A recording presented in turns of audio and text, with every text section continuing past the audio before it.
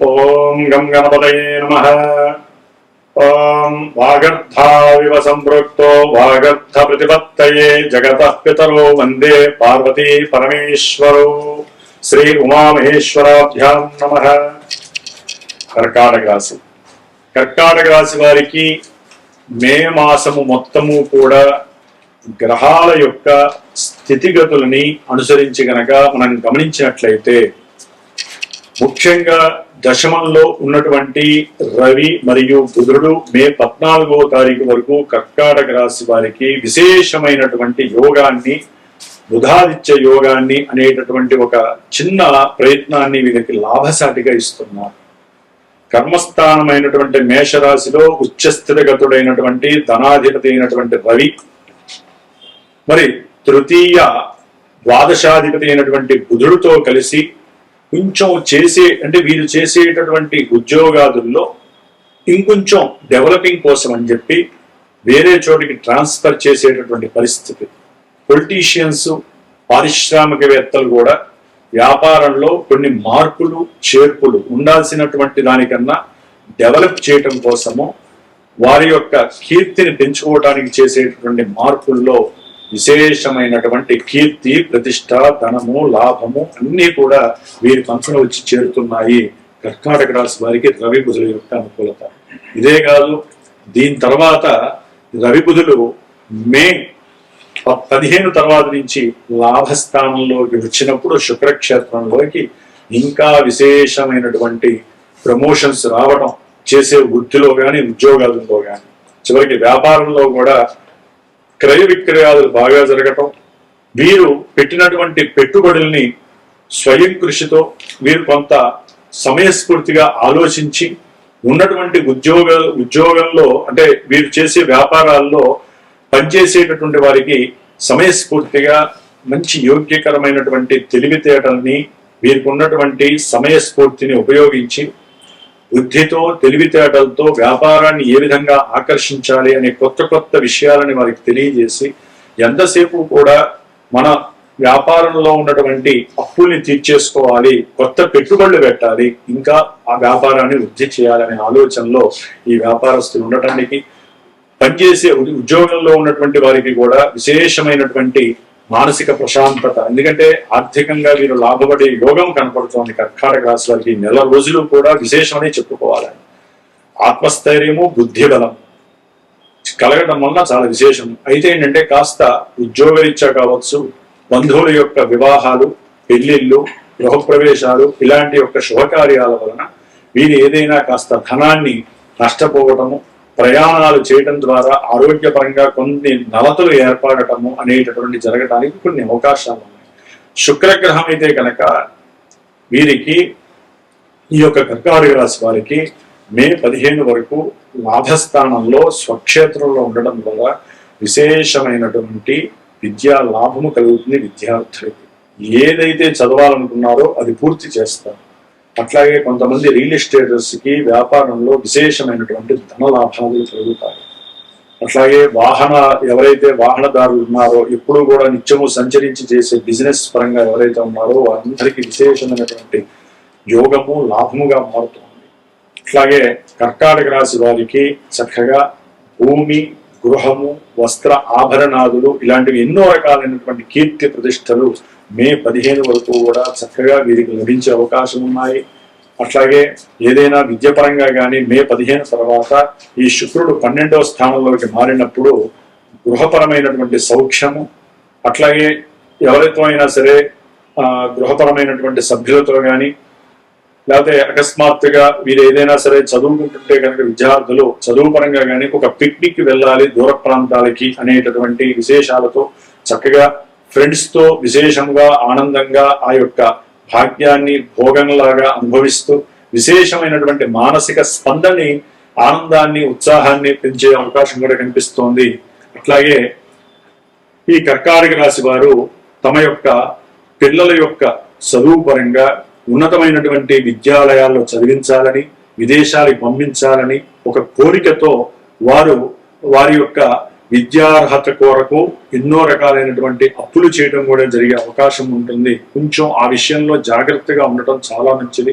ఎందుకంటే కర్కాటక రాశి వారికి 12వ స్థానంలో గురుడు ఉండటం, 15 నుంచి శుక్రుడు కూడా కలిసి ఉండటం ద్వారా మరి విద్యార్థులకి విద్యపరంగా చేసేటటువంటి అప్పుల వలన గృహంలో, కుటుంబంలో మరి ఇబ్బందులు పడేటటువంటి పరిస్థితి కూడా కనిపిస్తుంది. కాబట్టి కొంచెం జాగ్రత్తగా ఉండాలి. అప్పుల బాధ వలన వీరికి కాస్త సౌఖ్యము తప్పటము, అట్లాగే ఏదైనా సరే ఉద్యోగాలకు వెళ్తున్నప్పుడు ఇవే ఆలోచనలు పెట్టడం ద్వారా కొన్ని ప్రమాదాలు జరిగి ధనము వ్యయరూపకంగా ఖర్చే అవకాశాలు ఉంటాయి. ఎందుకంటే కర్కాటక రాశి వారికి అష్టమంలో రాహువు సొంత నక్షత్రంలో ఉండి ఎన్నో కష్టాలని కలుగజేస్తూ ఉంటాడు. అట్లాగే ద్వితీయంలో కేతువు కూడా ఉండటం వలన కుటుంబ పరంగా, ఆర్థికంగా వీరికి ఏది మాట్లాడినా దోషభూయుక్తంగా ఉండటం, కుటుంబం విచ్ఛేదనం కలగటం, ఇలాంటివి ఎన్నో జరగటానికి అవకాశం ఉంటుంది.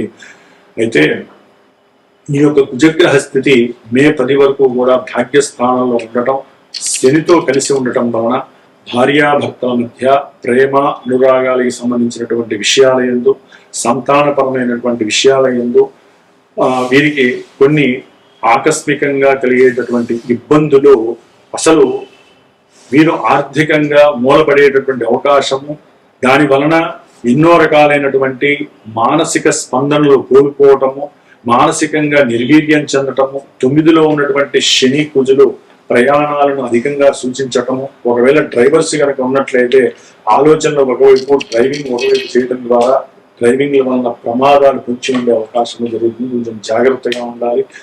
ఆర్థికంగా భార్యాభర్తల మధ్య కొన్ని ఇబ్బందికరమైనటువంటి మాట విభేదాలు కలగటము జరగటానికి అవకాశం ఉంది. ఎందుకంటే అష్టమంలో ఉన్నటువంటి రాహువు కొంతమందికి ఆర్థిక పరమైనటువంటి నష్టాల వలన కావచ్చు, లేకపోతే పరమంత్ర, పరయంత్ర, పరతంత్రాది కొన్ని ప్రయోగాల వలన కావచ్చు, వీరు ఆకస్మికంగా కొన్ని ప్రమాదాలకు లోనవ్వటం, అట్లాగే భార్యాభర్తలు విడిపోవటం, వ్యాపారంలో అనుకున్న లాభాలు లేక ఇరువుల మధ్య విశేషమైనటువంటి తగాదాలు రావడం, ఇలాంటివి ఎన్నో జరిగే అవకాశాలు ఉంటాయి. కాబట్టి కర్కాటక రాశి వారికి ఒక రకంగా గ్రహస్థితి ప్రతికూలంగా ఉంది.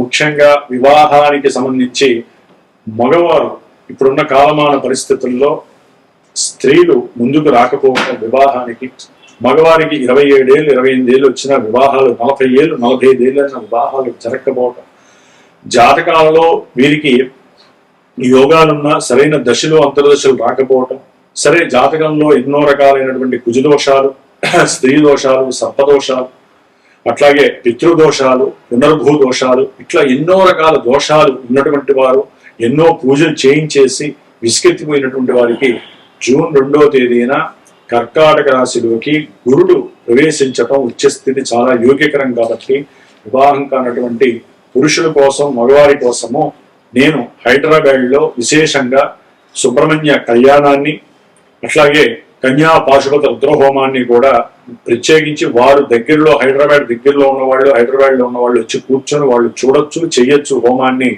దూరంగా ఉన్న వాళ్ళ కోసం నేను ప్రత్యేకించి నా సమక్షంలో బ్రాహ్మణులు పెట్టి వారి యొక్క వివాహ సువధు ప్రాప్తి కోసము, కళ్యాణ ప్రాప్తి కోసము నేను చేసే యొక్క ప్రయత్నము, అట్లాగే వారికి ఒక మంత్రాన్ని ఇస్తాను.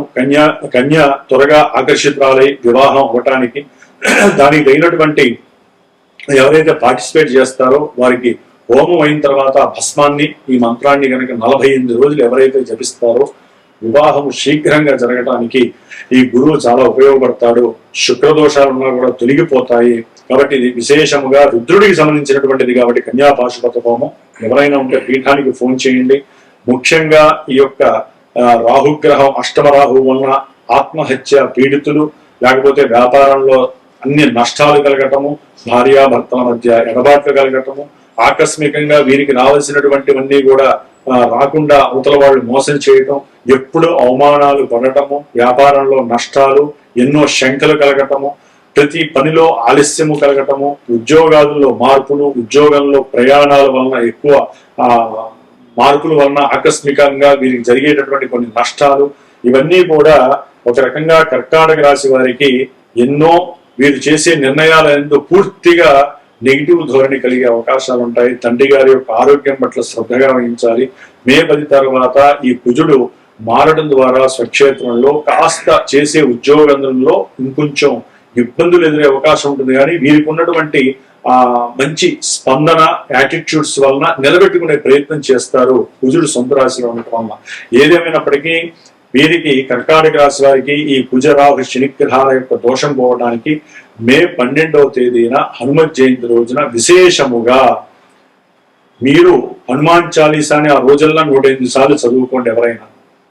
లేదా పీఠంలో ఈ యొక్క 12వ తారీఖున ఎవరైతే ఇబ్బందులు పడుతున్నారో శని దోషాలతో, లేకపోతే ప్రతి పనిలో ఆటంకం జరుగుతున్న వాళ్ళకి, లేకపోతే శత్రువుల వలన కావచ్చు, పరమంత్ర ప్రయోగాలు చేసినటువంటి వాళ్ళకి, భూత ప్రేత విశాచాలు ఆవాహన అయినటువంటి వాళ్ళకి, అసలు ఏది ముట్టుకున్న దరిద్రం అనిపిస్తున్న వాళ్ళ కోసము, హనుమంతుని యొక్క అనుగ్రహం కోసము మరి హైదరాబాద్ లో ప్రత్యేకించి నేను ఈ మే 12న హనుమంతుడి వారి యొక్క హోమాన్ని సంకల్పించాను. మృత్యుంజయ పాశుపత హోమాన్ని చేస్తున్నాను. అట్లాగే ఎవరైతే శనిగ్రహ నక్షత్రాలు ఉన్న మకర కుంభరాశి వారి కానివ్వండి, కర్కాటక రాశి వారి కానివ్వండి, ఎవరైతే ఇబ్బందులు పడుతున్నారో శని వలన, ఆ యొక్క మే 16 అమావాస్య శనివారం రోజున విశేషముగా శనీశ్వరుని యొక్క జయంతి అనగా పుట్టినరోజు సందర్భంగా పీఠంలో ఈ యొక్క శనీశ్వరుడి మూలమంత్రంతో, వేదమంత్రంతో పాశుపత రుద్రహోమాన్ని, మృత్యుంజయ హోమాన్ని, అట్లాగే అమావాస్య హోమాన్ని, నక్షత్ర నవగ్రహ హోమాలని ప్రతి అమావాస్యకి నా పీఠంలో నేను చేస్తాను. ఇది ఇంకా విశేషంగా మనకి రావటం చాలా చాలా విశేషము. దీన్ని ఎవరూ మిస్ కావద్దు. ఎవరైనా సరే వారి పక్కన నవగ్రహాలు ఉంటే నవగ్రహాలకైనా సరే ప్రదక్షిణాలు చేయడం, శనీశ్వరుని ఆరాధించడం మర్చిపోవద్దు. అట్లాగే ఈశ్వరుడికి, శనీశ్వరుడికి సంబంధించినటువంటి నువ్వుల నుండి అభిషేకం చేస్తే వారికి ఉన్న కర్మ దోషాలన్నీ తొలగిపోతాయంటే శాస్త్రం చెబుతాం. కాబట్టి ఈ కర్కాటక రాశి వారు తప్పకుండా ఈ యొక్క ప్రయత్న కార్యక్రమాలలో పాల్గొనే అవకాశం తీసుకొని మీరు చేయవలసిన ధర్మాన్ని మీరు చేసుకొని, ముఖ్యంగా కొంతమంది అంటారు గురువు గారు మీరు చెప్పినవన్నీ ఏమీ జరగట్లేదండి, మాకు అన్ని శుభాలు జరుగుతున్నాయి. కొంతమంది లేదండి మీరు శుభాలు జరుగుతున్నారు, మాకు ఇబ్బందులు జరుగుతున్నాయని. ఇదే రాశి ఇదే నక్షత్రాలు జాతకుల వారు దాదాపుగా కొన్ని లక్షల మంది ఉండొచ్చు, కోట్ల మంది ఉండొచ్చు ప్రపంచం మొత్తంలో కూడా. కానీ ప్రతి ఒక్కరూ తల్లి గర్భంలోంచి జన్మించగానే గ్రహాల యొక్క స్థితిగతులు వారికంటూ స్పెషల్ గా రాసి పెట్టుంటే ఆ గళ్లలో కూర్చొని ఉంటారు వాళ్ళు.